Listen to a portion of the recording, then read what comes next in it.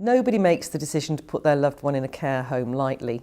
A lot of carers feel guilty for even considering it, even when their own health means they are no longer coping. Family dynamics can come into play as well. Sometimes adult children who maybe only visit occasionally don't realise how bad things have got, and then, whoa, the mention of a care home comes as a huge shock to them. Carers do have a tendency to put a brave face on things, but it's better to be honest about the reality. Sometimes people simply can't be managed at home anymore, and that's all there is to it. So how do you go about arranging permanent residential or nursing care? The internet can be great, but it's also well worth asking friends and neighbours. A recommendation from a happy resident is worth 100 websites.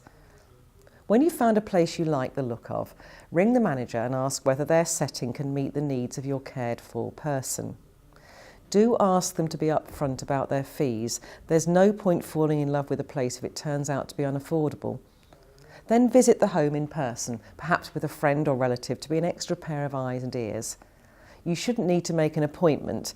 A care home with nothing to hide will welcome visitors. We would always recommend visiting 3 or 4 different homes so you can compare, and having a written list of questions before you go. Remember, there isn't necessarily a link between how good a care home looks and how good the care is.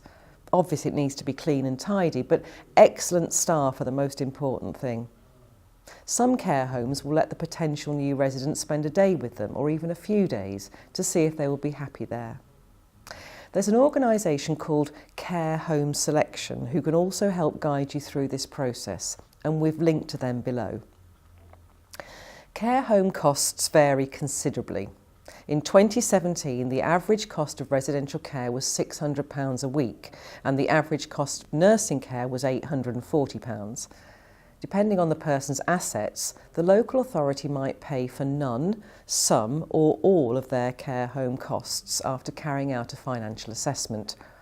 Do bear in mind that if you're claiming carer's allowance, that will stop a few weeks after the person moves into full-time care. If that's going to cause you a problem, it might be worth getting a benefits check done for yourself. Give us a ring and we can arrange that for you.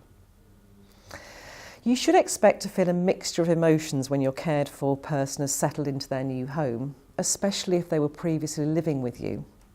Grief is a very common reaction. Even though the person is still alive, they're not with you anymore. There might well be feelings of guilt, perhaps a sense of relief, especially if you've been under a lot of strain. There'll almost certainly be a sense of, what do I do now? How do I fill that caring shaped hole left in your life? It's time to remember who you were before you became a carer. Try to take advantage of the free time you now have. Are there friends you've not seen for ages? Anywhere you'd like to go on holiday? Would you like to spend more time with your grandchildren? Did you used to have any hobbies, or have you always said, if I had the time, I'd love to learn such and such? There are loads of adult education classes available, either through the local authority or organisations such as the U3A. You might think about volunteering. For example, most of our telephone befrienders are former carers. As well as helping you fill your day, you can make wonderful new friendships that way.